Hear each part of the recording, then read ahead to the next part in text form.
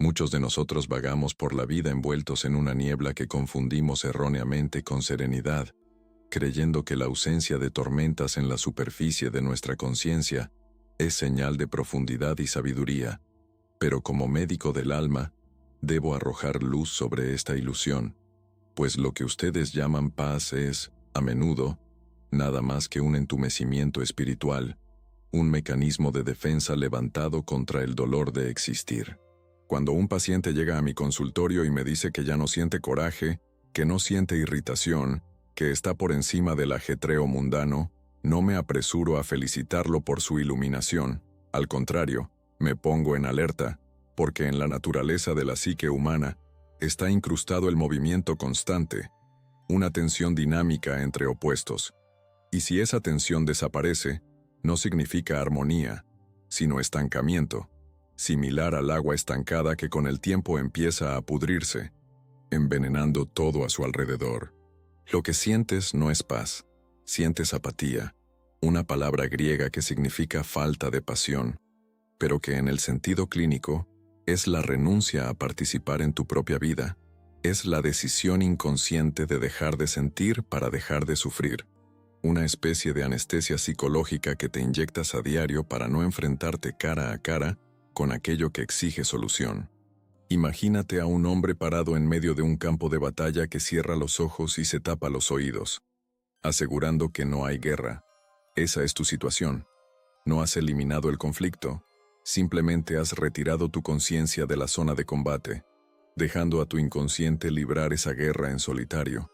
Y el precio de tal deserción siempre es alto, pues lo que no vivimos conscientemente regresa a nosotros como destino, como circunstancias externas o, peor aún, como un vacío interior que devora el sentido.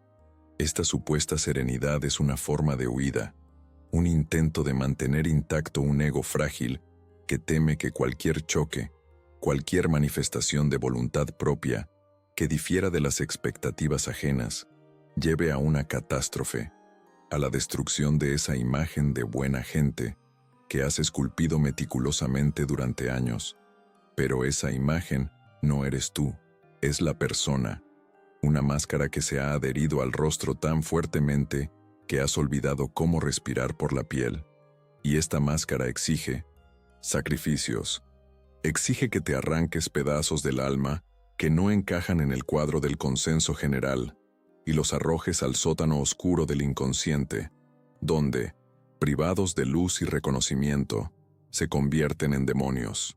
Hablemos entonces de a dónde se va tu fuerza vital, tu libido, porque la ley de conservación de la energía actúa en la psique tan implacablemente como en la física. La energía no desaparece, solo cambia de forma, y si sientes una fatiga crónica, si cada mañana te parece subir al cadalso, no es porque trabajes demasiado física o mentalmente, sino porque una cantidad colosal de tu energía psíquica se gasta en mantener cerrada la puerta detrás de la cual ruge tu conflicto reprimido. Imagina que dentro de ti vive una bestia, natural, salvaje, sedienta de vida en todas sus manifestaciones, incluyendo la agresión, la defensa de sus límites, la pasión y la furia.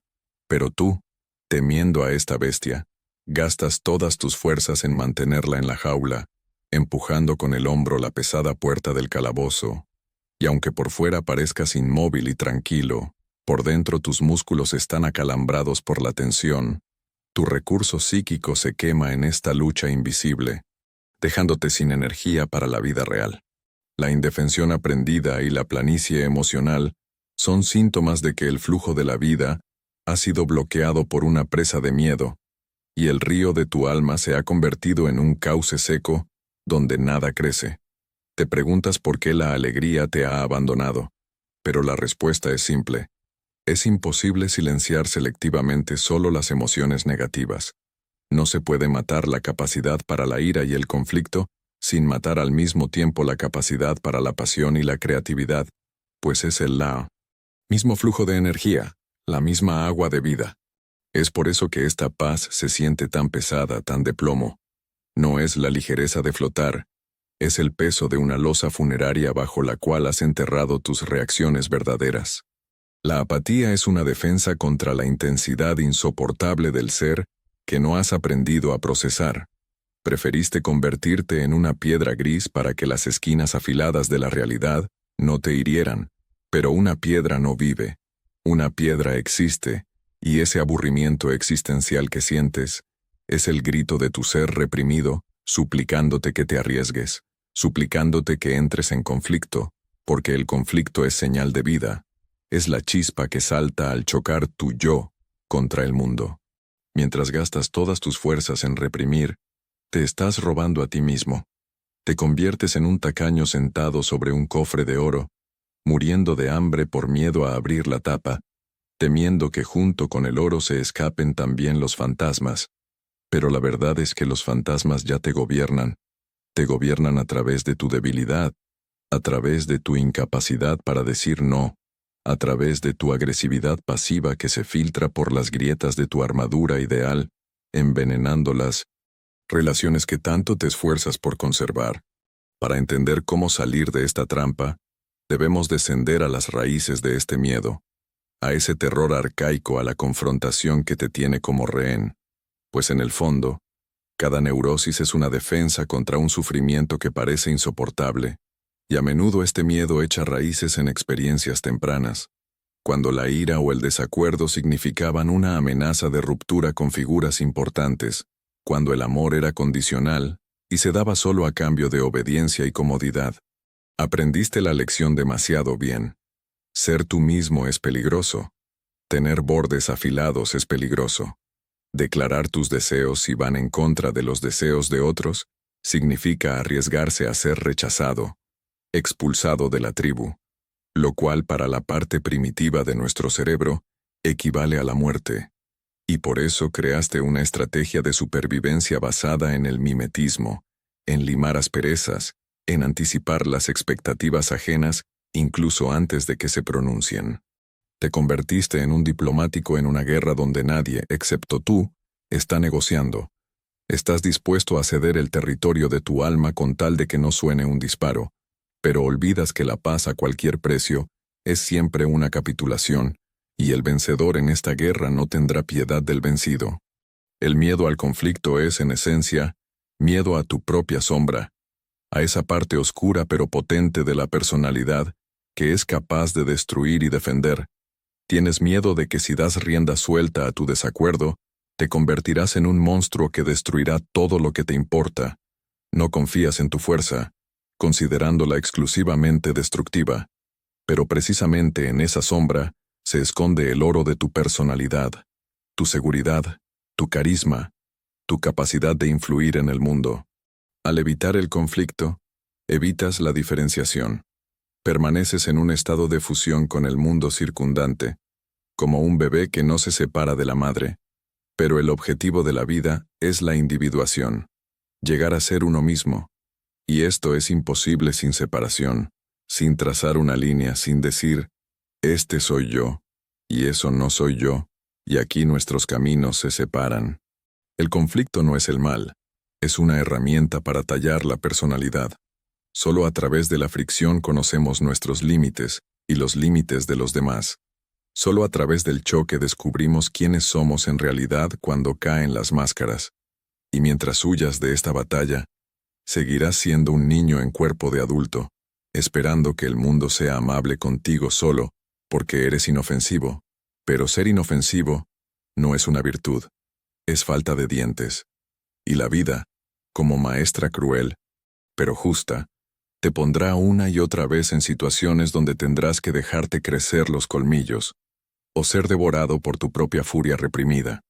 Y llega el momento en que la presa, construida con tu miedo y apatía, empieza a agrietarse, pues la naturaleza de la psique no tolera el vacío ni la estasis, y lo que llamabas paz de repente se vuelca en su opuesto.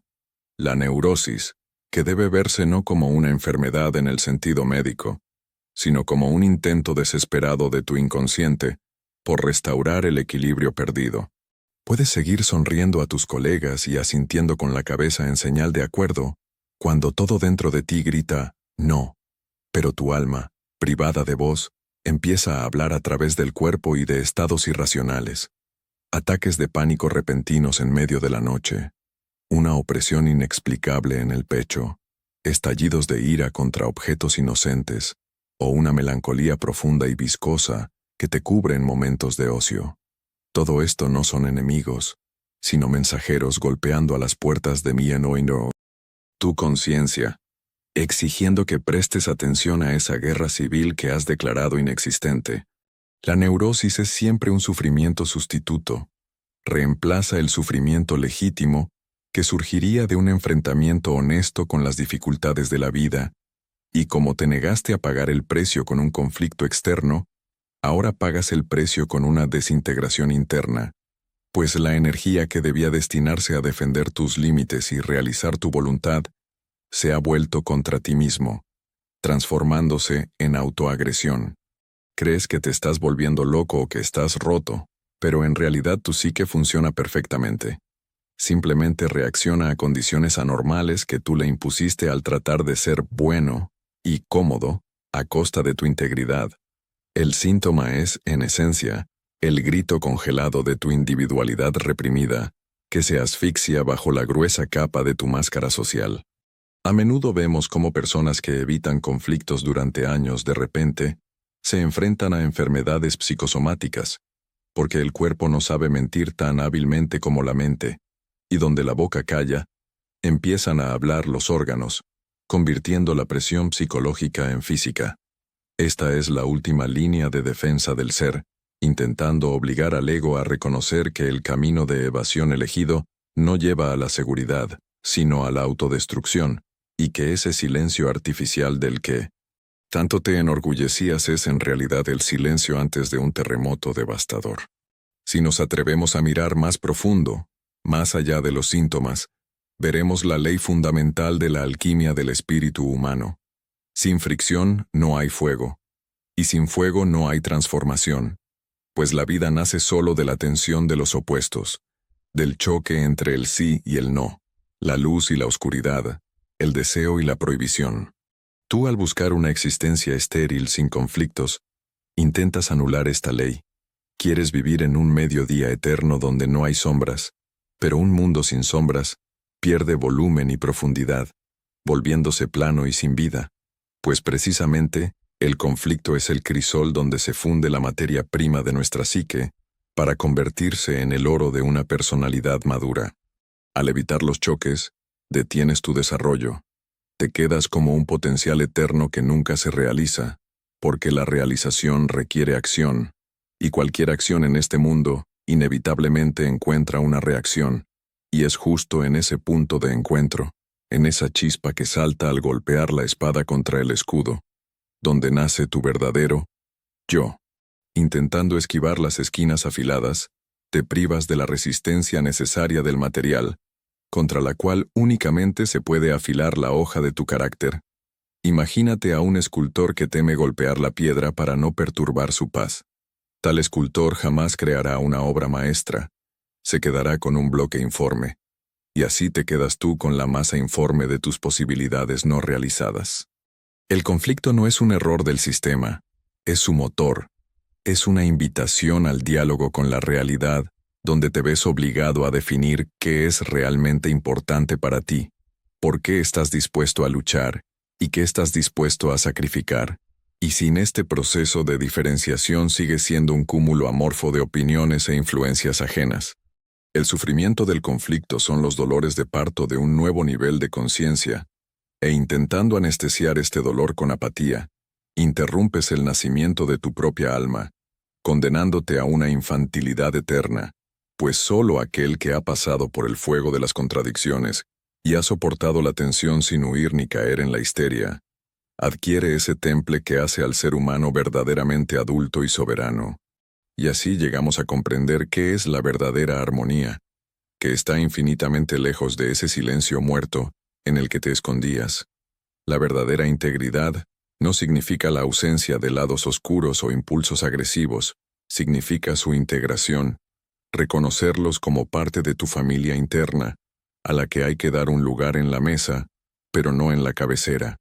Una persona incapaz de agresión no puede ser verdaderamente buena, simplemente es inofensiva, y ser inofensivo es consecuencia de la debilidad, no de una elección moral, mientras que la verdadera virtud radica en la capacidad de tener una espada, saber cómo usarla, pero mantenerla en la vaina por propia voluntad. La sanación comienza cuando dejas de fingir ser un ángel y reconoces en ti la capacidad de ser peligroso, la capacidad de decir no de tal manera que los cielos tiemblen, y es precisamente este reconocimiento de tu sombra lo que, paradójicamente, trae esa misma paz que buscabas en vano al evitarla. No es la paz de un cementerio, sino la paz después de la tormenta, cuando el aire es fresco y está cargado de ozono. Es un estado en el que ya no gastas energía en ocultar tu esencia, cuando eres transparente para ti mismo y, por lo tanto, invulnerable a las manipulaciones, pues solo se puede manipular a quien oculta sus verdaderos motivos y miedos. Te vuelves íntegro cuando aceptas tu contradicción, cuando entiendes que la luz y la oscuridad en ti son dos manos de un mismo cuerpo, y que el intento de amputar una de ellas te deja lisiado. La verdadera fuerza proviene de la unión de estos opuestos en lo que llamo la función trascendente, cuando de la tensión del conflicto nace un nuevo símbolo, un nuevo sentido, un nuevo camino que no es ni un compromiso ni la victoria de un lado sobre el otro, sino un ascenso a un nivel superior. En este estado, ya no temes al conflicto, porque sabes que eres más grande que cualquier conflicto. Eres el espacio donde ocurren estas tormentas y eres capaz de soportarlas sin destruirte. Te vuelves semejante a una montaña que no tiembla por el viento, no porque se esconda de él, sino porque está arraigada en su propia profundidad. Deja de buscar la paz en la ausencia de guerra. Búscala en tu capacidad de ser un guerrero del espíritu, que lucha no para destruir, sino para proteger el espacio sagrado de su alma, y solo entonces, quitándote la máscara del farsante complaciente, respirarás por primera vez a pleno pulmón y sentirás que estás realmente vivo.